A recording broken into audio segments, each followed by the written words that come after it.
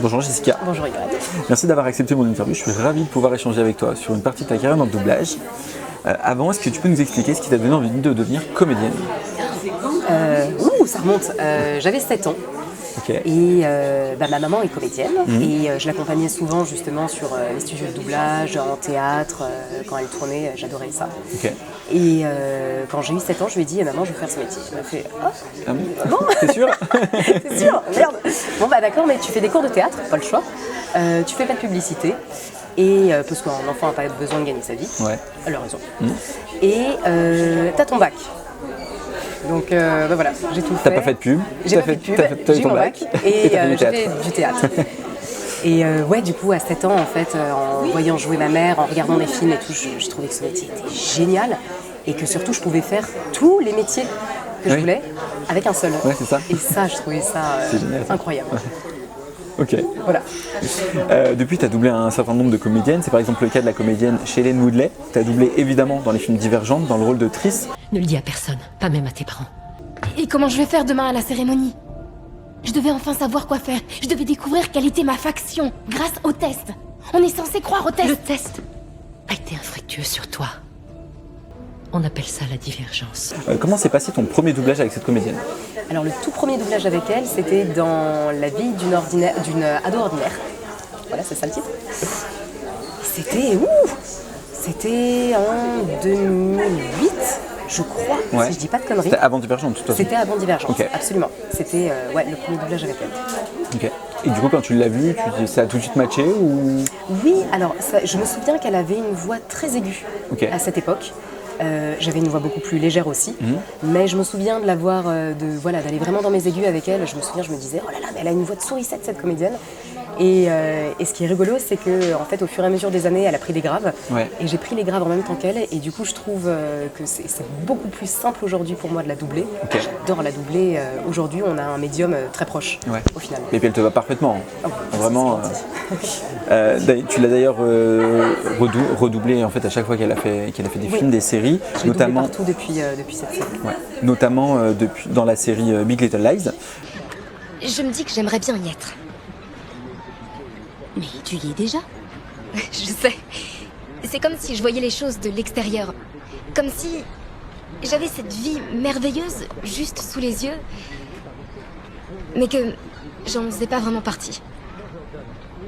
C'est toujours un plaisir pour toi de la retrouver, quel que soit le projet sur lequel tu la doubles. C'est vraiment une de mes préférées. Même, d'un point de vue artistique déjà, je trouve que c'est une comédienne géniale, mais d'un point de vue humain, par rapport au choix de film qu'elle fait, au choix de vie, à qui elle est, même si je la connais pas directement, je la connais un peu à travers, comme tout le monde, comme le grand public, à travers des interviews ou des trucs de réseaux sociaux, si vous voulez. Et elle est très chouette. Je l'aime beaucoup. Okay. Est-ce qu'il y a un projet sur lequel tu l'as doublé que tu as préféré, un film préféré, une série Je dirais en film, j'ai adoré Divergente. Ouais. En série, Big Little Lies. Ouais. Okay. Parce que j'adore cette série, même en tant que spectatrice, je suis très très fan. On a le même goût. C'est trop drôle que tu sois là. Ziggy apprend à surfer avec Cory. Ça devient sérieux, on dirait. Non, je parlais de lui à Ziggy. Je lui disais qu'il m'apprenait à surfer, donc il a voulu apprendre lui aussi. Je vois. Ouais. Il a essayé de m'embrasser l'autre soir. Et c'était hyper embarrassant. Je sais pas, je me suis fermée comme une huître.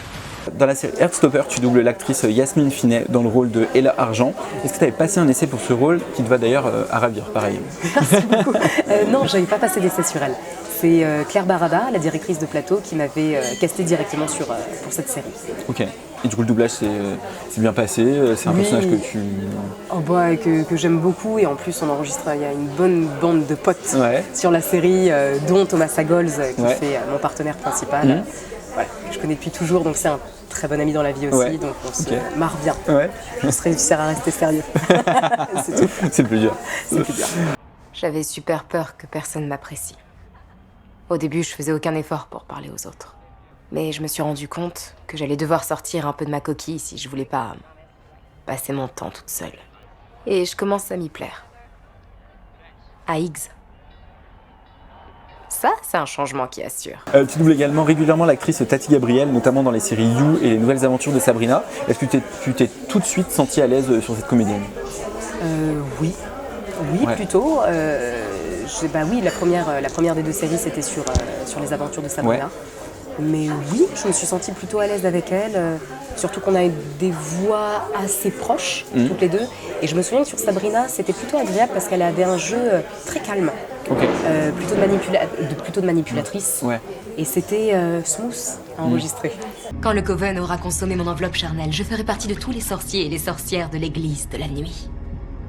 Pour toujours. Mais ce n'est même pas le meilleur. Mon esprit vivra au sein du cœur de notre Seigneur aux côtés de ceux des autres reines, baignés dans le feu de sa gloire éternelle, jusqu'à ce que les trompettes de l'Apocalypse résonnent. Dans la série She-Hulk, tu doubles l'actrice Tatiana Maslany. On peut noter une ressemblance frappante avec l'actrice. Certes, je ne peux pas le nier. C'est vrai que dans cette série, c'était très marrant parce qu'il y a un nombre de fois où j'avais l'impression que c'était moi, quoi. Ouais. Physiquement, on avait exactement la même coupe, même taille, même gabarit, mêmes yeux. Je crois vraiment que c'est la comédienne que je double qui me ressemble le plus physiquement. Ouais. Mais c'en est même troublant. Troublant, ouais. Et même sur le jeu, c'est vrai qu'il y a des scènes où je me suis dit, c'est fou, je l'aurais joué exactement pareil. C'est très rigolo. Donc j'avoue que c'était très chouette et très agréable de la doubler dans cette série. Joshua, Josh. C'est un joli nom. Ça vient d'où? Mes parents. C'est vrai? Ouais. Ils t'ont donné un joli petit minot. Oh, tu trouves? Ouais. Waouh, merci pour ce compliment. Je me demandais quand tu le remarquerais. En fait, j'étais un peu obnubilée par le mariage et ce qui va avec, la cérémonie débile, l'amour. T'as l'air d'être une grande romantique. Tous les fans de Loup-Garou te connaissent pour la série Teen Wolf dans laquelle tu doubles Crystal Reed je te voyais venir. dans le rôle de Alison Argent. Comment s'est passé ton doublage sur cette série? Pareil, j'ai adoré faire ce doublage et j'ai rencontré deux très bons amis que je connaissais déjà, mais on s'est vraiment rencontrés sur cette série, Alexandre Nguyen et Hervé Grull. Ouais. Et donc on était vraiment le trio des premières saisons. C'est Kate, la sœur de mon père. C'est un peu plus ma sœur que la sienne. Elle est arrivée hier soir. Hier soir? Ouais. Elle a eu un souci avec sa voiture. Il paraît. J'ai l'impression que je la connais. Elle habitait à Beacon Hills avant, tu l'as peut-être déjà vue? Ouais. Et c'est compliqué, c'était barre de rire sur barre de rire, quoi. Dirigé en plus par Franck Louis, que j'adore. C'était génial. Je pense que c'est un de mes doublages de série préférés. Ah ouais. Par rapport à l'ambiance. Par rapport à l'ambiance sur le plateau, ouais. Pour avoir rencontré Alexandre et Hervé, oui, j'imagine que ça devait être... Oui, c'est des personnes très calmes. Dans la série de films Harry Potter, tu doublais le personnage de Lavande, interprété par la comédienne Jessie Cave.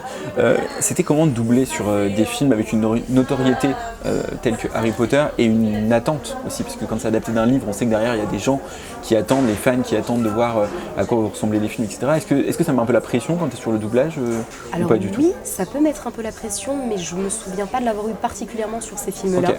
C'était Génie Gérard qui nous dirigeait et je pense que ça dépend vachement aussi du directeur de plateau, dans quelle ambiance il va te mettre. Les clients aussi, de la même manière, qui peuvent plus ou moins te mettre la pression en amont.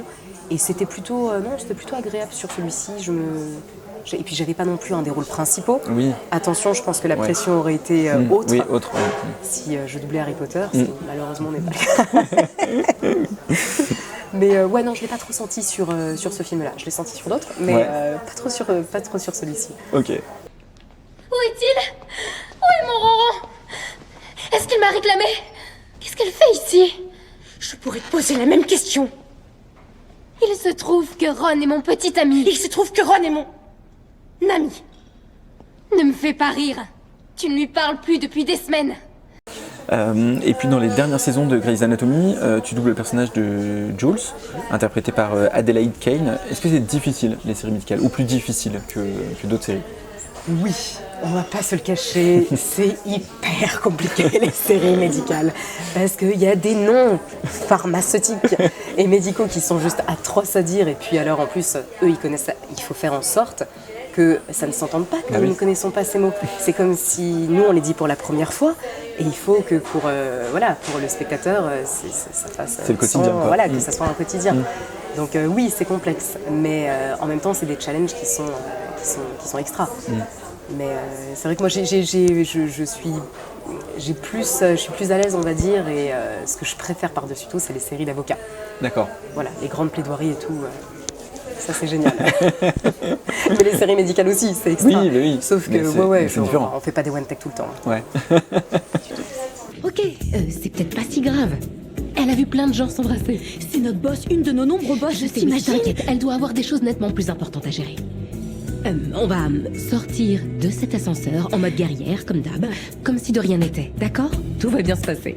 Promis, si tu le dis. Et puis, tu doubles également l'actrice Daisy Ridley dans les films Star Wars, dans le rôle de Rey. Pareil, Star Wars, gros film, grosse attente. Pression. Pas de pression. Voilà. Ah, d'accord. Je pensais un petit peu à celui-ci tout à l'heure. Pression énorme. Ouais. Énormissime. Moi, j'avais pas du tout le droit de dire que je travaillais sur le film. Ok. Je signais des clauses de confidentialité. J'avais pas le droit même d'en parler à ma famille, à mes amis, rien du tout. C'était. Ah ouais, c'était faire attention à chaque fois que tu parles de pas faire de bourde. C'est ça. J'en ai pas fait. Ouais. J'ai été très sage. Mais c'était bon. Oui, mais voilà. bon. Ouais.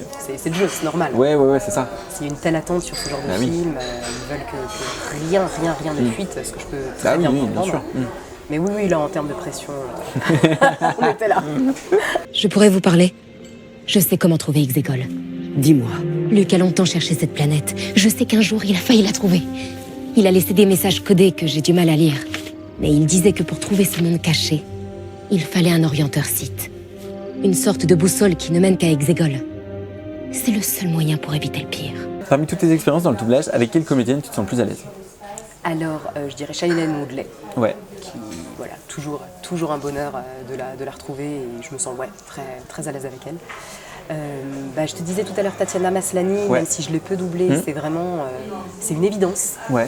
Et je pense aussi à une autre dont on n'a pas parlé qui s'appelle Sarah Steele, que j'ai doublée dans The Good Fight et The Good Wife. Ouais. Vous n'êtes qu'une sous-merde, vous en êtes conscient? Non, je l'ignorais. Vous laissez mon père vous intimider. Marissa, vous savez pas de quoi vous parlez. Il vous menace d'annuler votre prochain job si vous conseillez pas Alicia de se rétracter. Alicia et Peter sont plus forts tous les deux, ils forment un package. Package, ouais, j'ai entendu mon père le dire tout à l'heure, sous-merde. C'est dingue, les beaux gosses sont des lâches.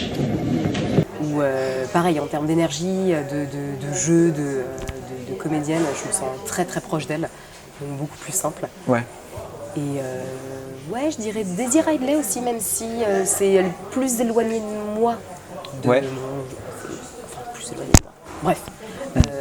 Je me sens très très à l'aise avec elle quand même, j'aime beaucoup ce qu'elle fait, ce qu'elle propose, c'est très chouette. J'ai décidé de traverser la Manche à la nage. Tu peux répéter? Je vais traverser la Manche à la nage. Tu peux me passer le pain? Non! Ça ne dépend pas de toi. Guten appétit. Est-ce que parmi tous les doublages que tu as fait, il y aurait un doublage qui t'aurait marqué plus que les autres? Il y en a un, je crois, qui a beaucoup marqué les gens surtout, qui est un des premiers doublages que j'ai fait en film, qui s'appelle Charlie la chocolaterie. Il y a le personnage de Veruca Salt. Et je crois que c'est un des personnages qu'on m'a le plus demandé de refaire. C'est vrai? Ouais. D'accord. Daddy, je veux un écureuil. Achète-moi un de ces écureuils. J'en veux un. Tout ce que j'ai à la maison, c'est un poney. 2 chiens, 4 chats, 6 petits lapins, 2 perruches, 3 canaris, un perroquet vert, une tortue et un hamster idiot. Je veux un écureuil. Ok, écoute, merci beaucoup Jessica de m'avoir accordé cette interview. Merci à toi. Je suis très content d'avoir pu échanger avec toi sur ton expérience dans le doublage. Écoute, que nous dirait du coup Veruca pour terminer cette interview? Veruca, elle nous ferait sa phrase. Elle nous ferait « Daddy, je veux un écureuil ». Mais là, j'ai pris 20 ans, donc je n'ai plus du tout la même voix. Mais je vous jure que c'est moi qui l'ai doublé il y a 20 ans. Super, merci beaucoup. Merci beaucoup, merci à toi.